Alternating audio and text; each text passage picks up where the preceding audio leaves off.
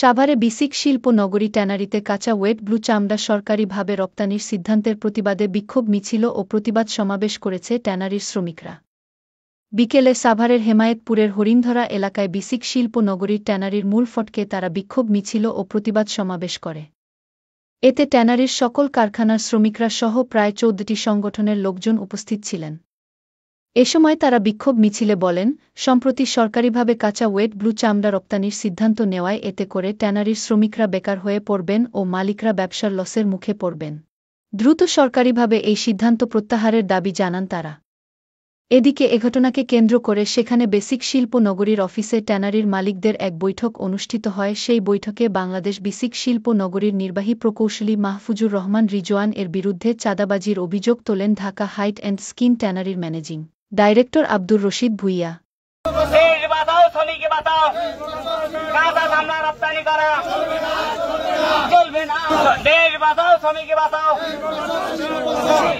এ সময় তিনি চাঁদাবাজির অভিযোগে বিসিকের ওই কর্মকর্তার পদত্যাগ দাবি করেন।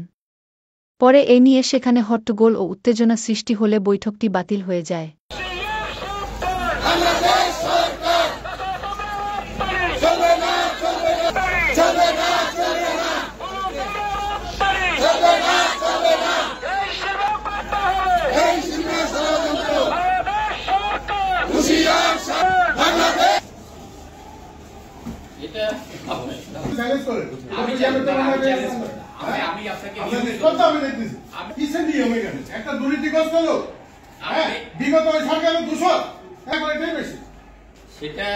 আপনারা যদি থাকেন তারপরে আমি যদি আমাকে সমর্থন করেন না, ওটা নাকি হবে কোনো বিল কেউ পরিশোধ করবেন না। হ্যাঁ, আপনার সাল থেকে এ পর্যন্ত পুরো হিসাব নেওয়া চলবো না, বসবো না, আমি বসবো না, কেউ এখানে বসবে না। এটা বিসিক একটা ইয়ের আড্ডাখানা। ওপিনিয়ন বলছি, আমি জানাইছি। চেয়ারম্যান জিজ্ঞেস করেন, উপদেশের সাথে আলাপ করেন। না, ওপিনিয়ন দেওয়া হয়েছে, কিন্তু দুর্নীতিগ্রস্ত এই লোক থাকলে আমি এখানে থাকবো না। ওই যে মাহবুজ একটা লোক, এটা 2018 সাল থেকে আছে, সে একটা দুর্নীতিগ্রস্ত। 16 তারিখেও সে চাঁদাবাজি করছে, আমার কাছে চাঁদা চাইছে, অনেক চাঁদাবাজি করছে। তো কাজে এটা আমি চেয়ারম্যানের কাছে কমপ্লেন করছি, চেয়ারম্যান বলছে আমি দেখতেছি। এই চামড়া শিল্পকে নিয়ে যে একটা ষড়যন্ত্রমূলক কথা শুনতেছি, তাই শুনে আমরা শ্রমিকরা মানতে পারতেছি না। সেটা হচ্ছে কাঁচা চামড়া রপ্তানি এবং বুলু চামড়া রপ্তানি কখনোই হইতে দিব না। আমরা এই শিল্পের পক্ষে, আমরা এই সিদ্ধান্তকে তীব্র নিন্দা জানাই এবং আমরা শ্রমিকরা মালিকদের সঙ্গে আমরা একত্রিত হয়ে আমরা বুলু চামড়া রপ্তানি বন্ধ চাই এবং কাঁচা চামড়া রপ্তানি বন্ধ চাই করতে হবে। আমরা সেই কারণে আমরা রাস্তায় নামতেছি এবং প্রতিবাদে আমরা নামছি, তার তীব্র নিন্দা জানাই। মালিক, শ্রমিক, কর্মচারী, কর্মকর্তা প্রত্যেকে আছে এখানে। কারণটা হলো কালকে বাণিজ্য মন্ত্রণালয় থেকে তারা ডিক্লেয়ার করছে কাঁচা চামড়া এবং ওইগুলো চামড়া রপ্তানি করছে। যে কাঁচা চামড়া পাকিস্তান সময় রপ্তানি হয় নাই। এরপরে বাংলাদেশ ওইগুলোটা ছিল চালু, ওটা 1991 সালে এটাকে বন্ধ করা হয়েছিল, ব্যান করা হয়েছিল।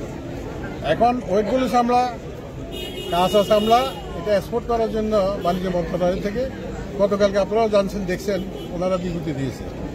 এখন এখানে লোকজনের স্পিডটা হলো এটাই, কাঁচা চামড়া যদি রপ্তানি করা হয় এবং ওইগুলো যদি রপ্তানি করা হয়, তাহলে শ্রমিকরা বেকার হয়ে যাবে, তাদের তো কাজ থাকবে না। তাইলে তারা বেকার হলে মালিকরাও রাখতে পারবে না। এখন তাদের কি হবে? হ্যাঁ, আর ট্যানারি ইন্ডাস্ট্রিগুলো এখানে আমাদের 10,000 কোটি টাকার উপরে আমাদের ইনভেস্টমেন্ট হয়েছে। আমাদের ইনভেস্টমেন্টের কি হবে? সব কিছু বিবেচনা করে আমরা এখানে চেয়ারম্যান সাহেব আসার কথা, উনি আসে নাই, এখন এখানে আসছে। ওনার প্রতিনিধি যারা আছে তাদের সাথে আমরা কথা বলছি। ওই একটা স্মারকলিপি আমরা দিয়েছি, স্মারকলিপির পরিবর্তিতে আমরা 36 ঘন্টা সময় দিয়েছি। এর ভিতরে যদি একটা কিছু হয় হবে, আর তাহলে বৃহত্তর আন্দোলনের মধ্যে আমরা নামবো। বলার এরপরও আমিও বলবো যে আমার পক্ষ থেকে এখানে আমরা মালিক, শ্রমিক সবাই একত্রিত হয়েছি।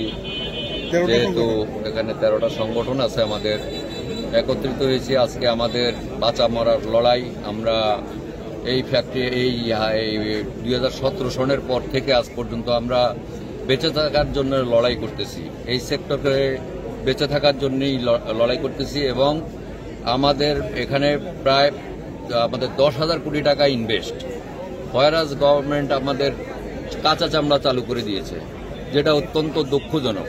কাঁচা চামড়া চালু করে দিলেও আপনার আমাদের ফ্যাক্টরির যে মেশিনারিজ প্লাস আমাদের যে ইনভেস্টমেন্ট সব আমাদের শেষ হয়ে যাবে। ইভেন আমাদের শ্রমিক থাকবে না, যেখানে আমাদের এই অস্তিত্বের শ্রমিকও আমরা রাখতে পারবো না। যার জন্য আজকে আমাদের এটা অস্তিত্বের লড়াই।